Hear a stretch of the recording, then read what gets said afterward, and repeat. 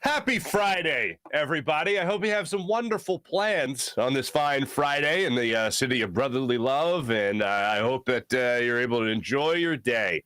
That's the message I want to set up. Positive vibes from the Farzy Show here at the Steven Singer Studios, presented by Destination Retirement, destinationretirement.com.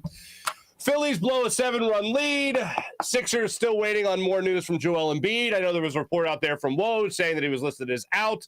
It's still a very fluid situation. I know a lot of people are treating it like, he's out. Not quite the case until game time rolls around. We still have hope, at least, that Joel Embiid will be available for tonight's Game 3 in South Philadelphia against the Miami Heat of their Eastern Conference semifinals. Ooh, Eastern Conference semifinals. Only good things happen in the Eastern Conference semifinals, right? As we know here in Philadelphia? Yeah, sure. I believe Alec Boehm summed it up the best when he said, I freaking hate this place. But he didn't say friggin'. I just like to treat this show as if it's a family show. That was god-awful last night. And it was god-awful because it was one of those situations with the Phillies losing 8-7 by allowing 7 runs to be scored in the top of the ninth inning for the Phillies to lose. That was a situation last night where Aaron Nola pitched his butt off for 7 innings, allowing 1 run. Looked phenomenal. Looked great. Looked like old Aaron Nola. A guy that, I say old Aaron Nola. That's the guy I always reference that was capable years ago of going on those month stretches of at least 7 innings of work, not allowing more than 2 runs, just absolutely dominant baseball. The guy that finished the third in the Cy Young voting. That's the guy. And I had voiced my concerns last year about Aaron Nola. I had voiced my concerns through spring training.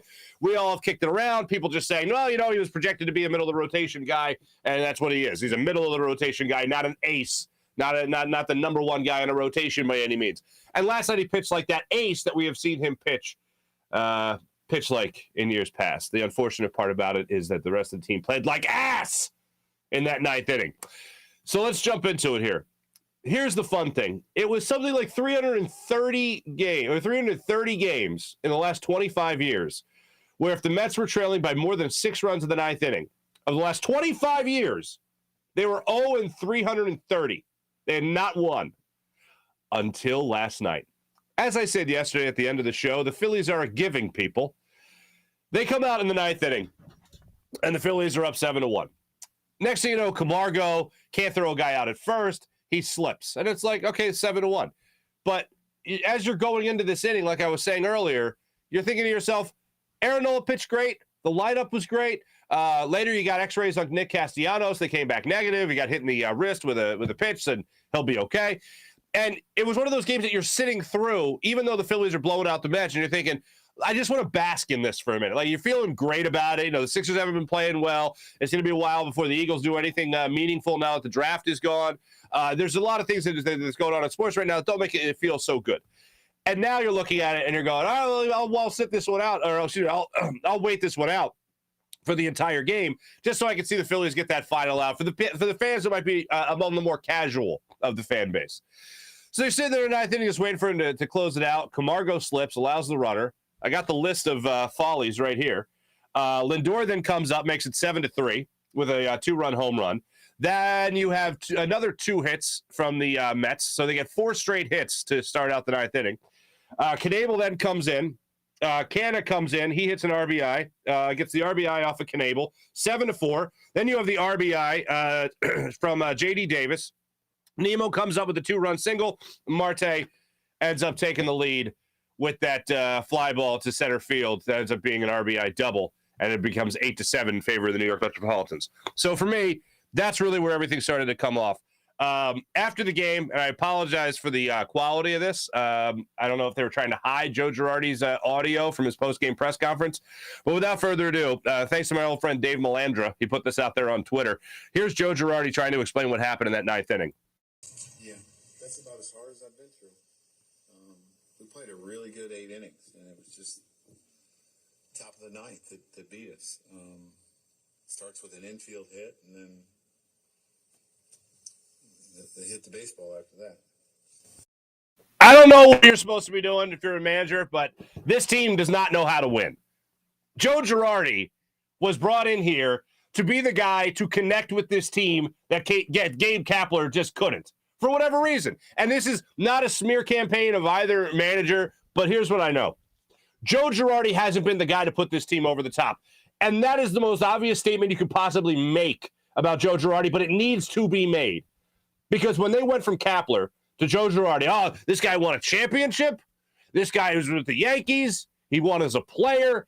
He knows how to win. He's the perfect combination of Binder Joe, with all his analytics, and gut feeling as a former catcher in Major League Baseball.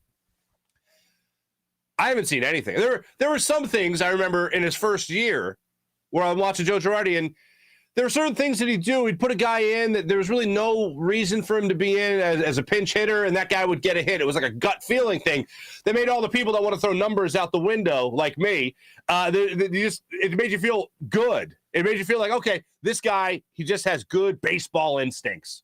He doesn't need that binder to back up everything, but he uses it. As I always say, analytics are invited to the party. They just shouldn't be throwing the party. And Joe Girardi, in the early days of him as a Phillies manager, was doing that. And now it just doesn't feel like that. I don't have any good sense that Joe Girardi has a good sense of how to run this ball club. And you can talk about the new faces in Kyle Schwarber. You can talk about the new faces in Knable coming in there in the ninth inning as well, trying to shut things down when it was 7-3.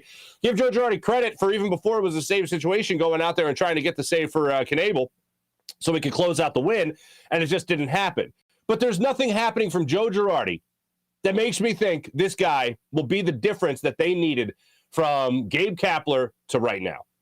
Because he was brought in to eliminate the late August, September slumps from the Phillies. And what happened last year? Rhys Hoskins or not, with his injury, another late August, September slump.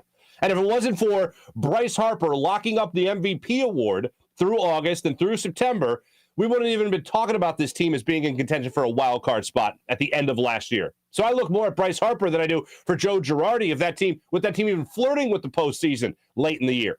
So for me, I don't know what Joe Girardi is doing here anymore.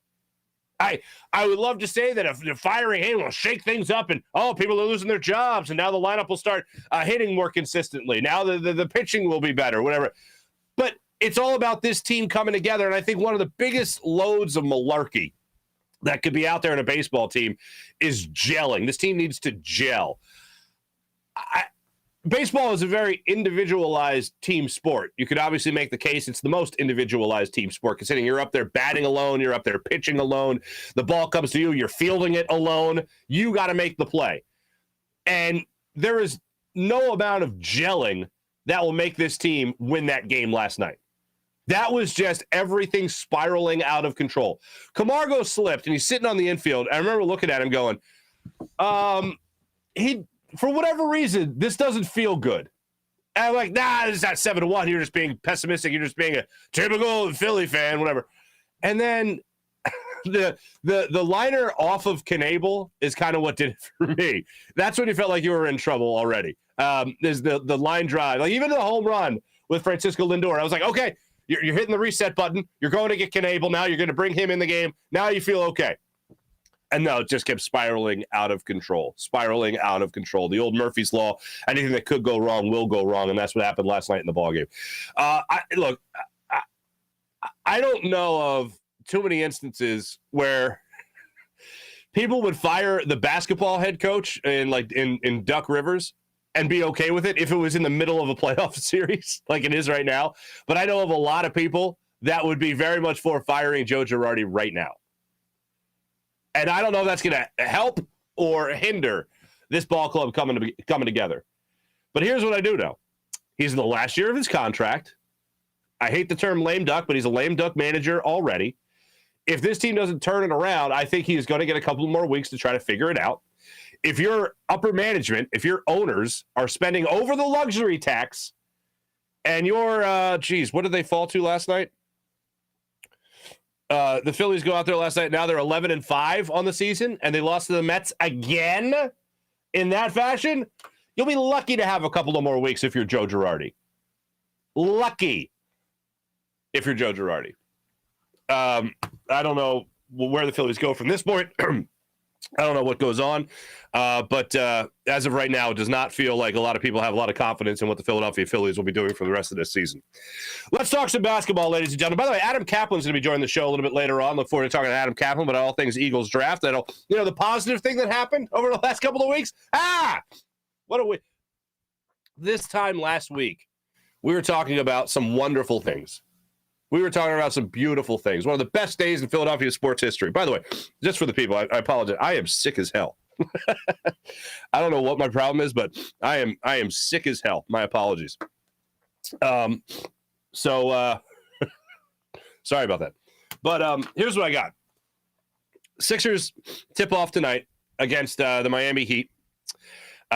We're still trying to figure it out. Now, this is what put people in a frenzy last night.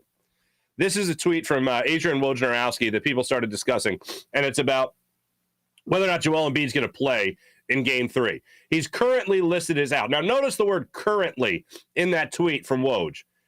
This is what he's referring to. This is our friend Kyle Neubeck of Philly Voice putting this out there. Yes, Joel Embiid listed as out as of the 5 p.m. reporting deadline yesterday. That's last night. Kyle Neubeck was told he is still in the process of being clear. Don't think it means he's definitely out for Game 3, but where things stand in return to play, those are the steps that he's at right now. He still has many hurdles to clear, as many people like to say, in terms of getting back to the 76ers and what they're going to be able to do in this game tonight. So that's the latest right now on Joel Embiid. It's crazy to me that if you think about what Joel Embiid brings to the floor, we all know what he does. But when it comes to him just clearing concussion protocol, that's the hurdle he needs to get over. It's crazy to think about, and we got into this yesterday when I was out with my friends at Fox, but when it comes to Joel Embiid getting over that hump, the only hump he needs to get over is concussion protocol. If he does clear that, you're going to see him in the face shield, and he's going to be playing basketball tonight in South Philly. He doesn't clear concussion protocol, then he's not going to play.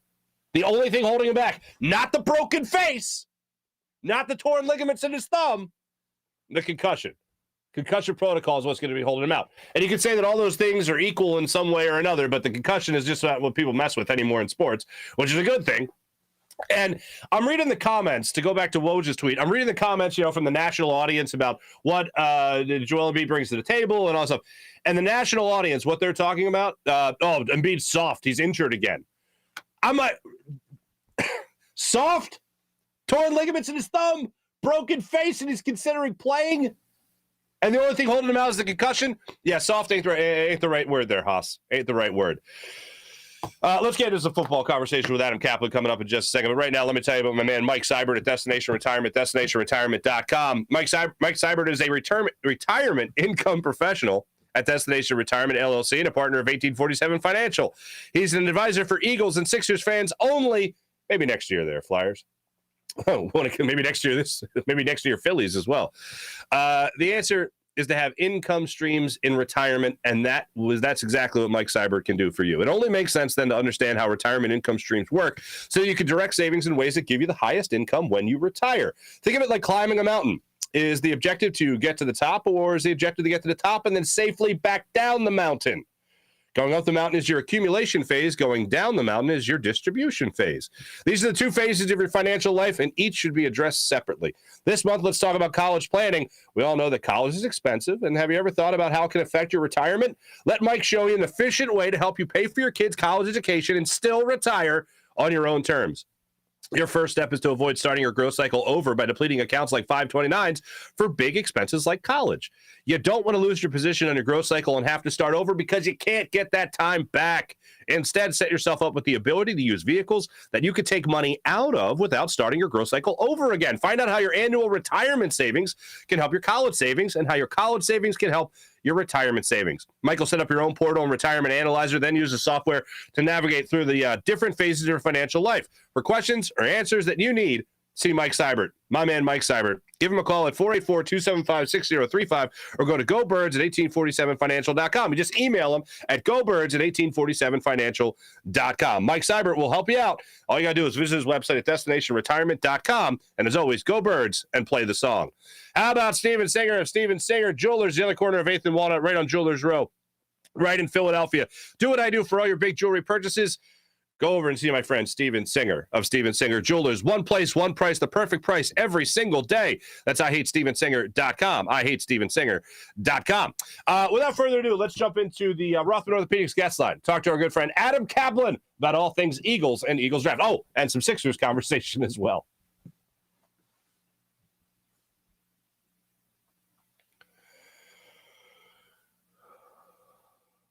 Right now, the Rothman Orthopedics guest line from your favorite Eagles podcast, Inside the Birds. Adam Caplan, Jeff Mosher. Adam Caplan joins us. What's going on there, Adam? Mark, good to be back with you. It's been a while. Yeah, we're rolling here in May. We had the draft. Fans are excited. They can't wait to see what this team looks like. And around the league, it was really fascinating what happened. Obviously, the Eagles' big trade was a big one, but it was a fun draft. I was glad I was able to take it in Las Vegas. And now as I said, we're into May, and we've got the rookie camp this weekend, and all's well. Mm-hmm. That's right. You're a traveling man out there in Vegas covering the draft, all things NFL draft, of course. And I'm curious, what's the overall? I know this is a very general question, but let's start off with this. What is the overall grade you're giving the Eagles, considering they went in with 10 picks, they came out with 5 players, and then also A.J. Brown. So what type of draft grade are you going with the Eagles? Yeah, I don't grade them by letter. I do either say thumbs up, thumbs down, solid, good, great. That's the way I look at it. I base it on value and how other teams see it, and do other teams think the team reached or not. I take it more of an analytical view. I would say it was solid. This is the third. This is actually 19, 20, 21, 22. They've spent 3 first-rounders and a second round on 4 straight drafts. So I think a Whiteside in 19 didn't work out. Rager in 20 so far has not worked out. 21, Devontae Smith, that looks like it's going to work out. And 22, A.J. Brown, gave a first-round pick for. So it's, I don't know what the record is for spending that kind of draft capital in 4 straight drafts, but they've done it. The first pick, Jordan Davis, we're not going to know for a while whether it's going to work out, because unless there's injuries ahead of him, he's not going to play a ton this season. He's expected to start in 23. But it gets back to my point, Mark, about value. The value was he was supposed to be a mid-round pick. That's where he went. The Eagles traded up to 13 to get him. And then, Cam Jurgens, he's a future pick. This is all about the future. The draft is never about this year. If you drafted for 1 year, that front office and staff will be fired within a couple of years. I think people always about, you got to do this, you got to do that. They got to win this year. No, that's not what the draft is. It's nothing to do with it. Mm-hmm. It's the focus is on the future, and hopefully it does fill a need this year. If it doesn't, that's okay. Again, the first 2 picks are not filling any needs this year. Do the Eagles need an extra D tackle? Sure. But they already have their starting tackles. It's about the future, what that's going to bring. And that the best teams do it like the Eagles did. I've had my criticisms of the Eagles. Mosher and I have since we started Inside the Birds in 18. We call it like we see it. When we think it's good, we call it as good. They did a good job. Okay. So let's talk about this for a second, because I thought the same way. Like, Cam Jurgens not going to play this year, next year. Even Jordan Davis, he's a work in progress, but I think he will have an impact this year. Maybe not huge, but still have an impact. Sure. When and the proof is in the pudding with the Kobe Dean, as far as so many teams passing on him for him to be available again for the Eagles in the 3rd round. The Cam Jurgens pick is the one that kind of made me raise my eyebrows a little bit, because I felt like in the 1st round, the project is too overdramatic a term, but a bit of a project in Jordan Davis, because he'll take time to develop and rotate in. Cam Jurgens, would he have been there in the 3rd round, do you think? Or do you think he would have gone in that 2nd round if the Eagles didn't take him? Yeah, he was always projected to go in the 2nd round. I mean, we don't know for 100% for sure if another team would have taken him. I think what they pick, I think that one's at 51, if I'm not mistaken. I'll double check that. Yeah, 51. But look, it's a situation when you look at what the Eagles were doing. They knew he was the most athletic center for this draft. They knew that he's a guy that everyone in the league liked. Some more than others, but every team had a 2nd or 3rd round grade on him. Pretty certain of that. I still believe he was going to go in the 2nd round. Now, the question with him is, can he play guard? I know they say they're going to cross-train him at guard, but we talked to a bunch of teams that liked him a lot as a starting center of the future, and most of those teams felt he would not make it at guard. He's just not big enough or strong enough. He's tall, but he's just not big from a mass standpoint. And that, in fact, one personnel source said that he said it's like Garrett Bradbury, the center for the Vikings, is really talented. He is a smaller center in terms of girth, the mass, and he cannot play guard. He's just a one position only. That's okay. I know the Eagles historically with Jeff Stoutland, he loves versatility, and Stoutland, we'll see if we can get him to play guard. But he's really going to be a one position player for them for the future. All right, understood. When it comes to Nakobe Dean, what was your reaction in terms of watching him fall out of the first round, out of the second round? Oh, my God, the Eagles are taking a linebacker in the third round here, and that linebacker is going to be Nakobe Dean. As he's falling, were you thinking it was all about the medicals? What were you thinking as you saw him start to fall to the third round? Well, we were told late one, early two, so I certainly top 40, and then when he went to the third, I was like, okay, what the hell's going on here? Right. There's always a reason, and the media guesses a lot. We all do, and sometimes we're wrong. So we knew it was injury related. We actually on our Monday morning show we had everything. We said that it went from the pectoral injury was real. He had it during training, but it was not anywhere near as reported or speculated. So what happened was during training leading up to his pro day at Georgia in the middle of March, he got hurt. And then maybe he felt like he could get through it and do the right thing and try to just perform through it. His pro day, from multiple sources, particularly one scout who was there, said it was painful watching him. He didn't look right. Obviously it's Nakobe Dean, great player, right? First round talent. He's suspected to look better, and they didn't know when they saw what happened that he actually was going to deal with a pectoral injury. So that's what happened, Mark. You take his injury history, the minor stuff, then you add this one. He doesn't work out the combine. He has a bad pro day. Well, obviously he's going to drop. He's not going to go in the first round. But you have to project. The draft is all about projection. What's he going to look like because he's a linebacker? The linebacker injury rate is very high. What's he going to look like if you've got him for 4 to 6 years, right? Well, he's probably going to be really good. You may have to limit his practice time sometimes because he's a smaller guy, he's 229 at the combine.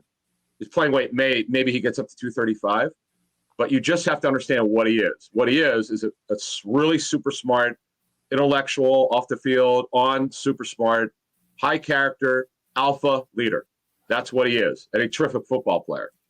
As our Georgia football source told us, it was from the defensive side of football, one of the best players that they've coached during their time under Kirby Smart, maybe the best. So the Eagles got a steal here if he stays healthy. Gotcha.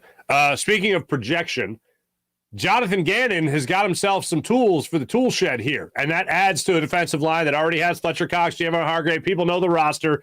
They're pretty stacked on the defensive line, adding Jordan Davis to that, now Nakobe Dean to their linebacking core. They've already brought in Hassan Reddick. Still looking at corner and safety as the issue, but what are you expecting from Jonathan Gannon for these new pieces to that defensive scheme, for lack of a better term? It's a great question, Fark. In fact, Mark, I think it's probably, if other than Jalen Hurts and his progression, then I would call it 1A for this football team. What's this defense going to look like? We were told pretty strongly he didn't get to run everything that he wanted, even close to it. He ran a 5-2, more or less a 5-2 front. Not every play was a 5-2, but that's the majority of what they looked at. But it's the way that he deployed the personnel. The lack of blitzing, lack of aggressiveness was not what we were expecting. I don't think anyone who knows Jonathan Gannon, we talked to a bunch of coaches who work with him, that's not what they expected. They expected a combination of Matt Eberflus's defense and Mike Zimmer's blitz scheme. We got none of his blitz scheme. We were told Mike Zimmer's coverages. Okay, great. But where's the aggressiveness? So all the positive talk, I do believe was real. We'll admit it. We talked to people around the league who work with Gannon, and we didn't quite get it, Mark. Let's call it like it is. It's not. He has a good defensive staff. We're told the assistants are great, but it's on him now. They went out and got Jordan Davis, who will help them against the run where they struggled at times. They got pass rusher in Reddick, and they may add another one. The defense is going to be healthy. Brandon Graham confirmed this week he's ready to go. So I understand it's Achilles injury. It's one thing to say it, but you got to go do it. But the fact of the matter is, defense has more talent. There are no more excuses. It's got to be better. Love it. And I love the idea of the 1 and 1A in terms of, what's it going to look like when the season actually starts. And Jalen Hurts is right there as well. They've stocked up for weapons for him as well. I mean, you already have Devontae Smith, A.J. Brown. Again, I'm not going to go over the whole roster, but they've went out of their way to give Jalen Hurts some weapons here going into his second season. How much of it will be him rising to the occasion Of cashing in on these weapons, and how much of it will be him putting in the work in the offseason to make sure that he actually does make good on that work?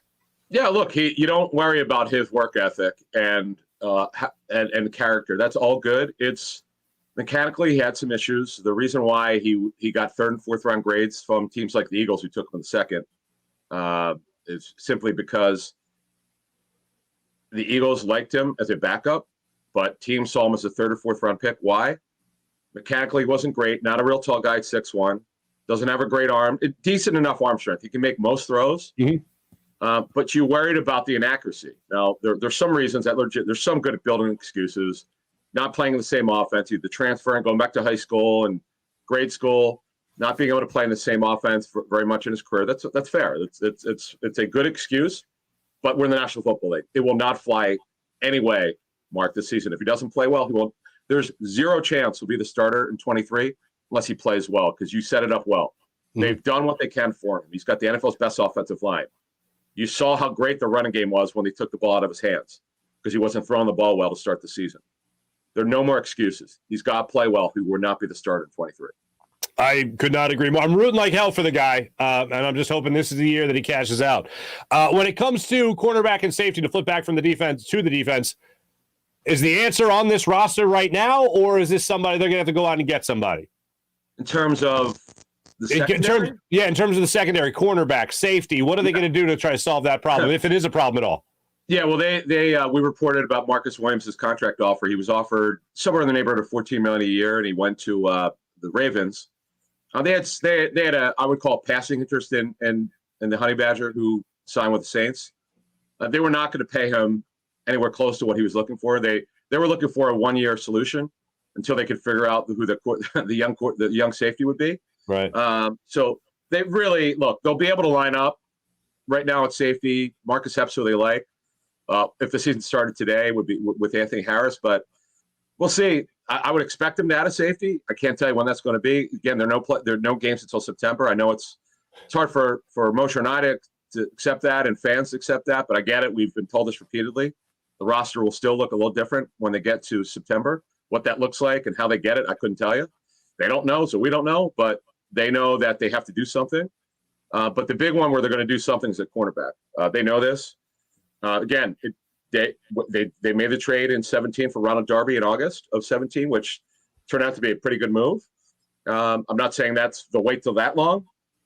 Now, it's a pretty deep free agent group that's out there. There's a reason why these guys are out there. Injury history, age, I get it, Mark, but they have to do something. They cannot line up right now to have a starting corner opposite Slay. They don't have one, so they're going to have to get one on the outside. They're good at slot corner. That won't be a problem. But if we had our druthers, they would sign two or trade for one and sign one, whatever they need to do. But if they want to be a solid playoff team, they have to do something at corner. I couldn't agree more. You said Marcus Epps is their favorite at the safety spot. What's the word on Kayvon Wallace? Because I know a lot of people in the city, they just want Brian Dawkins again, and I know that's a huge ask.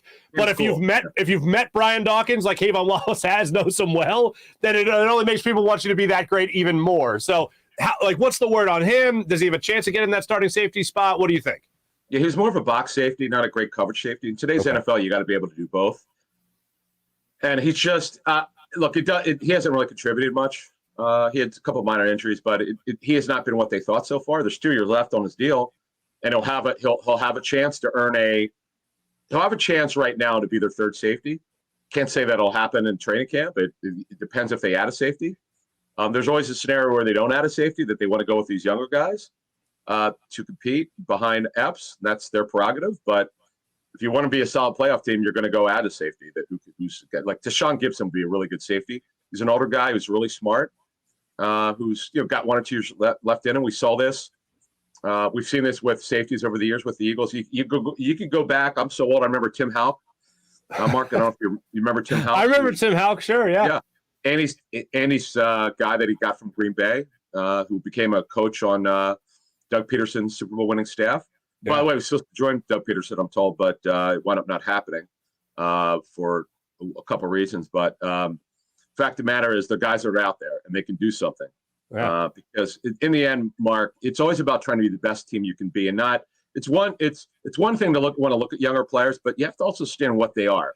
There's a saying in the National Football League with personnel, you got to know what a guy is and isn't. And that's kind of where they're at.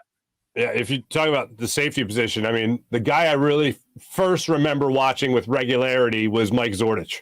That's exactly. Yeah, there you go. Adam Caplan, Inside the Birds podcast. Make sure you guys are listening to Adam. Make sure you guys are listening to Jeff Mosher as well for all things Eagles coverage from now for the season forever, as you should be.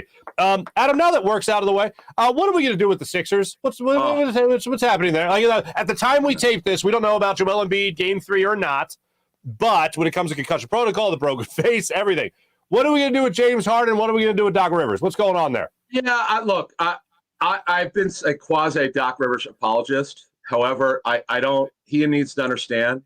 I'm not going to curse here. I just cursed twice on Inside the Birds this morning. Oh my goodness, Adam! Yeah, I try not to. I do a couple times a year. People seem to love it when I do that because it's so they're like they can't believe I curse. I'm like, come on, I'm a human being. We don't want. I'm passionate, man. I'm from Philly, suburbs. But the fact of the matter is, Mark. I called it perfectly. I said the Sixers can hang in there. I knew they'd fall in the second half because they have no go-to guy.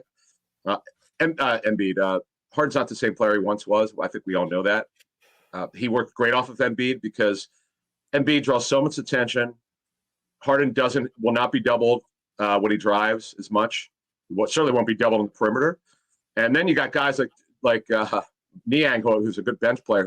Has he hit a shot in the first? He's game? 1 for 10 from beyond the arc. He was 1 for 3 last night. And then Danny Green gets every wide open shot. I mean, he was great in the other series. He couldn't hit the broadside of a barn. 2 for 14, Adam. Yeah, 2 for 14. Look, that's part of it, but they just have no firepower. And I'm a big Daryl Morey fan, but you know what? And I understand what he had to give up. He had to give up Drummond. I get it. They have no backup center. See, the thing about sports is we have to understand. We could all like Paul Reed as much as we do. Paul Reed's a ninth man, no better. That's what he is. Mm-hmm. You have to, it's understanding what a guy is. He'll never be any better than a ninth man. He can't shoot very well. He's very foul prone. And there's certain things he could do within 10 feet. I get it. But at a team like this has zero bench, he's got to play. I get it. But Morey's got a big job in his hands next year. I'm not going to say they've overachieved. They're going to lose in the second round. And I hope they win a game. And if Embiid comes back, gets cleared out of concussion protocol, he'll wear a mask because he's got a fracture. But the fact of the matter is this team is woefully inadequate on their bench.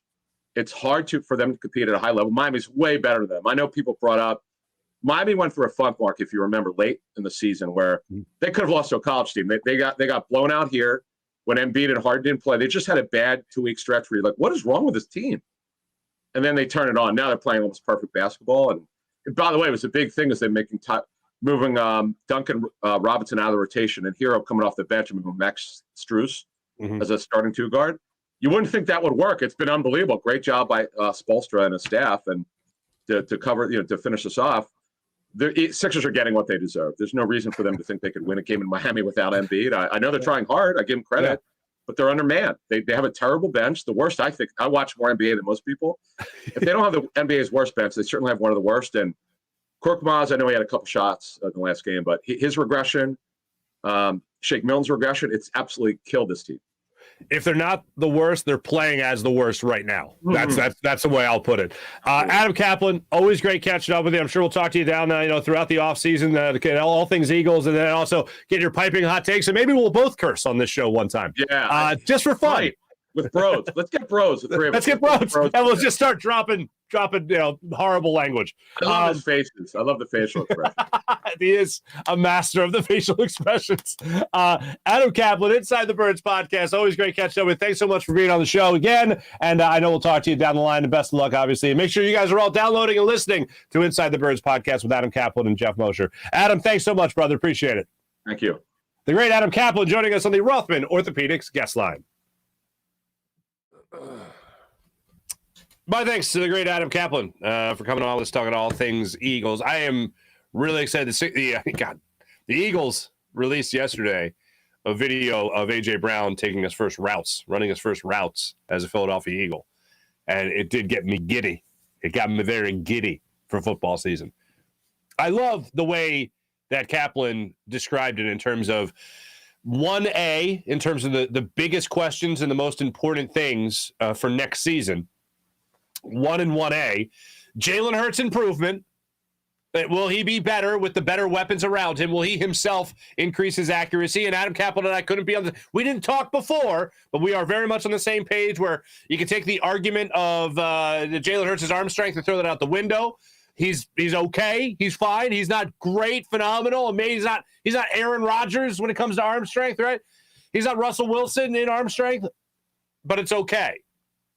When it comes to accuracy, that's what he needs to improve on. When it comes to diagnosing what's in front of him defensively, that's what he needs to work on, and that's what he has been working on this offseason, so we'll see how that grows. Then 1 or 1A, depending on what's important to you, is Jonathan Gannon's defensive scheme. Oh, I don't have a scheme, but of course I have a scheme, as Jonathan Gannon said later in the season.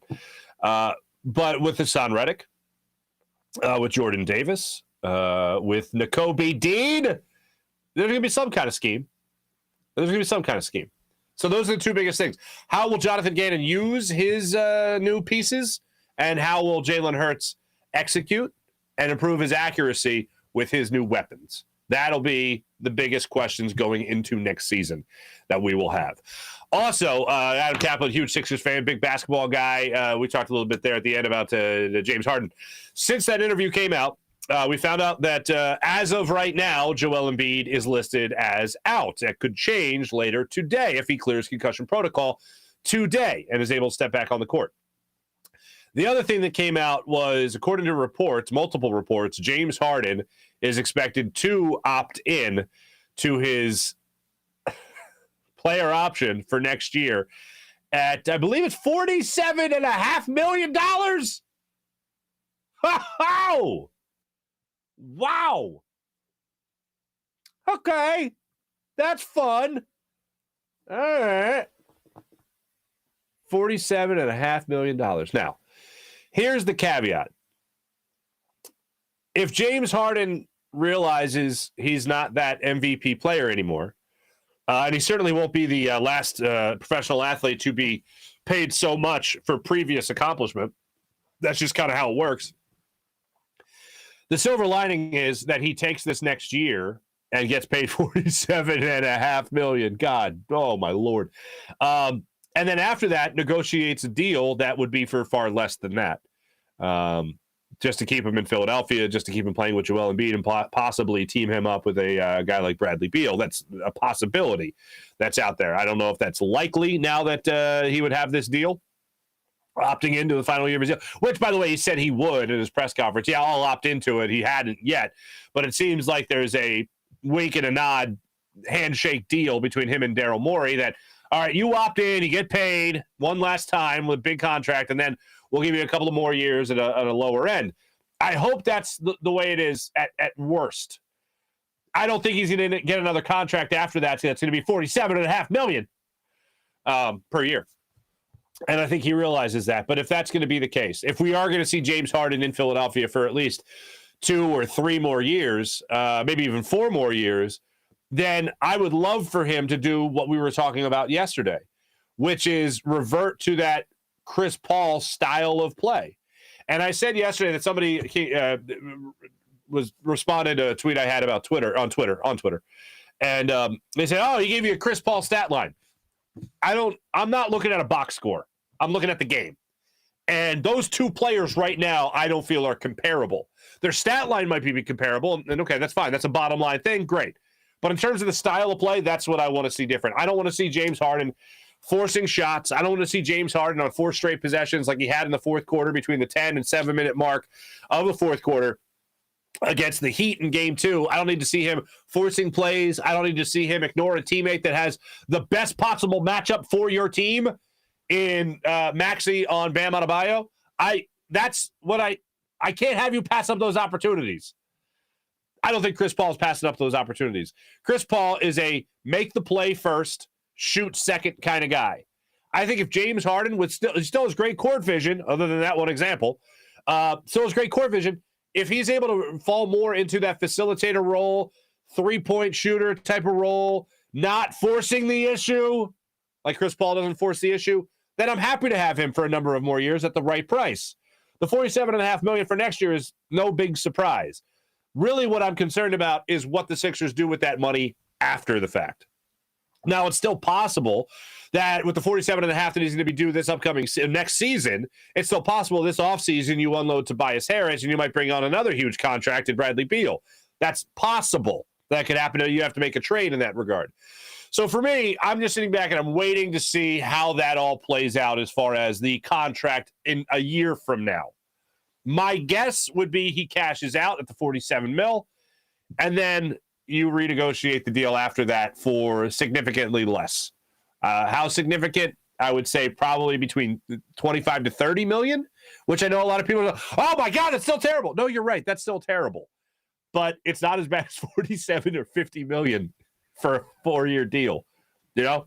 So fingers crossed, folks. Fingers crossed. And now why would he do that? Well, the obvious reason is that you're 33, 34, 35, 36. Maybe he actually just wants to win. Maybe that'll matter to him. And with Joel Embiid still being in his prime, then getting to the back end of his prime, yeah, then maybe you could put something together here where you actually win. And then Maxey continues to get better. This is a good spot for a guy like James Harden to be in. It's not unlike we were talking about LeBron James before he went to Los Angeles. LeBron James' skills would be diminishing as guys like, oh, God, Ben Simmons and Joel Embiid's skills would be getting better. So you can start to rely on the younger guys on your team. That hasn't worked so well in L.A. But that's a situation that James Harden finds himself in right now in Philadelphia. As his skills start to diminish, you have younger guys on this squad that you can rely on. If you just play the role of point guard, you'll be okay. You'll do just fine. As long as you're not trying to reach, too far back in the Wayback Machine for the old bag of tricks that were MVP Houston Rockets James Harden.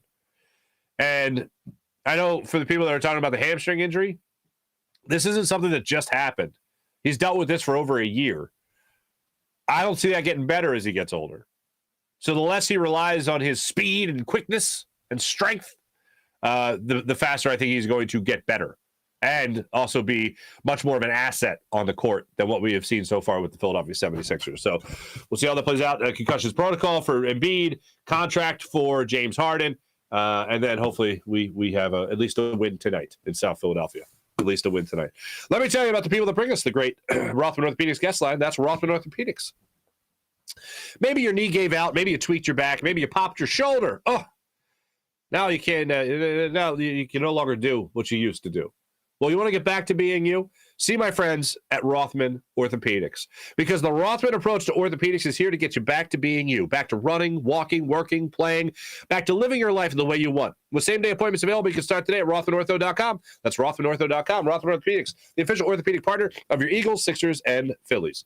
Let me tell you right now, ladies and gentlemen, I know a lot of you guys love this. CBD, Freestone Farms, CBD.com. You'll find it all right there on the website. Freestone Farms CBD. This place is unbelievable. And how would you like 20% off at checkout? That's right, 20% off at checkout. Just use promo code Farzy. That's promo code Farzy for 20% off at checkout. There's absolutely nothing synthetic from their jar at FreestoneFarmsCBD.com. Their menu is something that you'll absolutely have to check out with strains like the insane tropical tasting Bayox that clocks in on the chart at 24.1%, and Super CBD, which is half Hindu Kush, 21%. The genetics of these things are absolutely amazing. Check them out, FreestoneFarmsCBD.com. Let me tell you about PHL Sports Station. Our friends over there at Philadelphia Sports Station are enhancing your Philadelphia sports fan experience across all social media and blogs. That's PHLSportsNation.com. Let's jump into our chat check brought to you by the wonderful people at CBD, Freestone Farm CBD. Good morning, Farzy. Good morning, Kevin. Good morning, Dan. All-time suckage. Unreal. Not only are they a boring team, talking about the Phillies here, Dan, they are mentally weak too. They suck. I'm sick.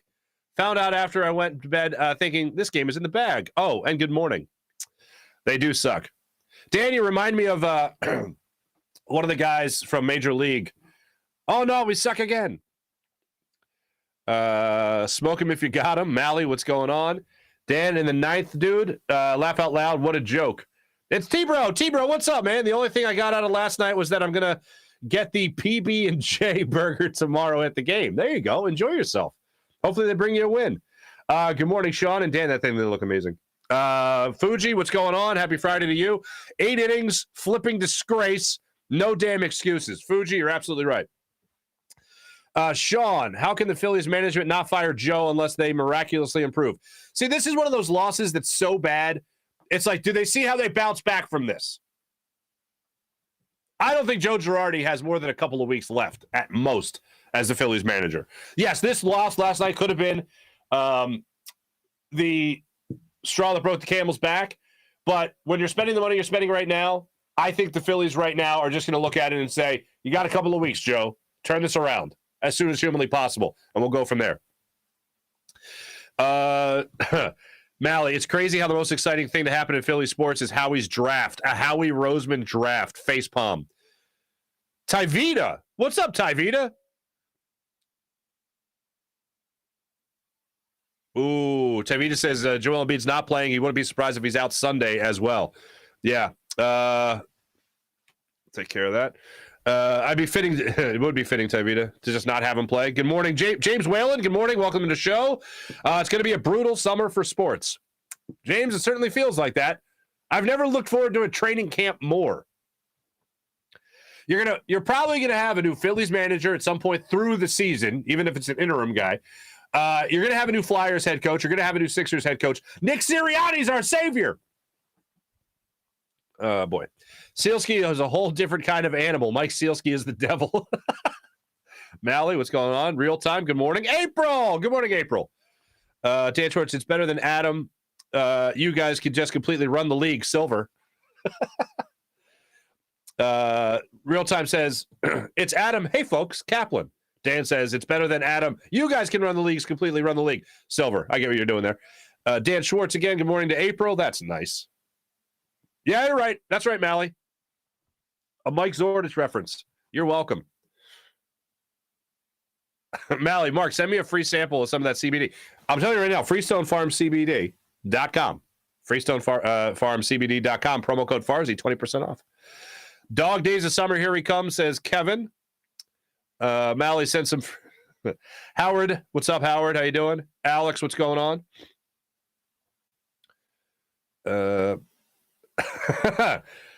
Ready, Dan? You ready for Temple Hoops already? God bless you. Yeah, I just don't see them firing him right away. They have cause. I wouldn't be shocked. But the Phillies are going to have a new manager by the end of the season. Here's what I can guarantee you. Phillies will have a new manager by the end of the season. I think Joe Girardi might get the rest of May, and then in June, you're going to be looking for somebody else. That if they don't turn it around, if this team doesn't start winning, yeah. Right now I think the Phillies manager is looking at upper management, front office, and all that. I think right now they're looking at it saying to themselves, well, we got a lot of new pieces. We're all figuring it out. We got to gel. I think the gel thing is just a stupid thing, but that's what everyone always says with the baseball team. It's never like James Harden, they got to gel. No, you got to find chemistry. Anyway. Thanks everybody in the chat. You guys are fantastic as per usual. Let's jump into our morning rush brought to you by Sky Motorcars, SkyMotorcars.com. My guess is that Joel Embiid does not play tonight. I think he's still suffering from the concussion. I think if your face got broken, it's a pretty severe concussion. So I'm going to go ahead and say that Joel Embiid doesn't play tonight, and I'm going to go ahead for the rest of the day and hope that I'm wrong in that regard. As far as James Harden goes, this has to be Tyrese Maxey's team tonight. Tobias Harris needs to do what he's done throughout the playoffs. Give me great defense. Give me a decent shooting night from beyond the arc. George Niang can't be 1 for 10 for his next 10 shots from beyond the arc. I know he's hurt. Doc Rivers said that the other day. I hope that he can hit his shots. You play the perfect game, you're going to win this game. I just don't know if the Sixers are equipped right now to play that perfect game. I know James Harden can be the facilitator. I know James Harden can be the guy to play like he did in Game 6 against the Raptors. That's all I'm asking for. Please? But Tyrese Maxey has to be the guy tonight. This has to be Tyrese Maxey's team tonight. Please and thank you for that. Let's make that happen. Phillies, they're also back at it. They got a little bit of a later start time today, 7 o'clock. We'll see how that plays out for the Phillies. I know not a lot of people have a lot of confidence, but they are going to turn it around. Now losers of 4 straight. They got the 7:05 start time tonight And you guys can check that out. They'll have Kyle Gibson on the hill take on Max Scherzer. So it doesn't get any easier for the Phillies. So that's fun. That's your morning rush brought to you by Sky Motorcars, skymotorcars.com. Let's hope we have a nice weekend in Philadelphia sports, folks. Let's hope. All right. Have a great day, everybody. Jim Hyde and producer program did a phenomenal job. This is the Farzy Show brought to you by Destination Retirement, destinationretirement.com. Happy Mother's Day to all you beautiful mothers as well on Sunday. Thanks for watching. This is a Blood Sports Entertainment production. I'm going to go hopefully feel better by Monday. Have a great rest of your weekend, everybody. Take it easy.